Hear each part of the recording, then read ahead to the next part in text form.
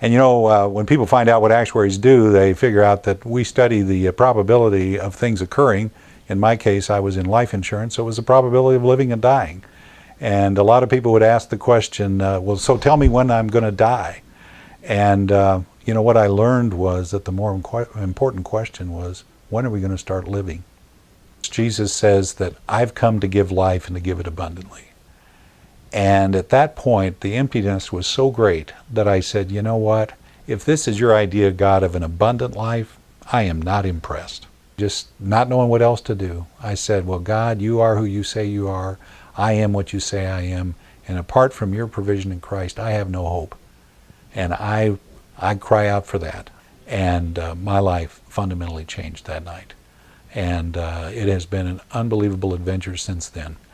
I was leaving the actuarial profession to go on staff with a ministry that functions in the marketplace to share Christ and disciple other men. The short story was, well, you'll take a 40% cut in pay, and you'll get it if you raise it. There's no guarantee that somebody's sitting there writing the paycheck like what you've experienced all these years. And he asked, is that okay? And Ann and I laugh and say, we both sat there and nodded our heads yes, and on the inside we're thinking, are you kidding me? And we decided we'd go with God as opposed to trust our own wisdom.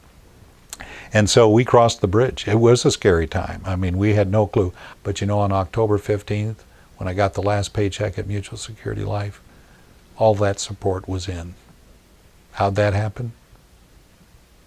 Wasn't my wisdom and my charm and what have you, it was God. A few years later, our oldest son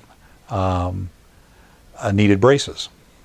Well, that's a sizable hit if for a typical family, and we didn't know where that was going to come from. They said, we know John needs braces. Here's $2,000 to take care of his braces. Hadn't said a word, hadn't asked, hadn't whatever, boom, here it is.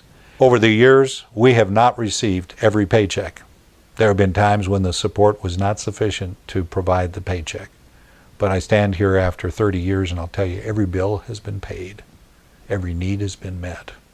And we have done a lot of things that we would never imagine. We have been places and so forth that we would never have imagined because of just letting God write that script.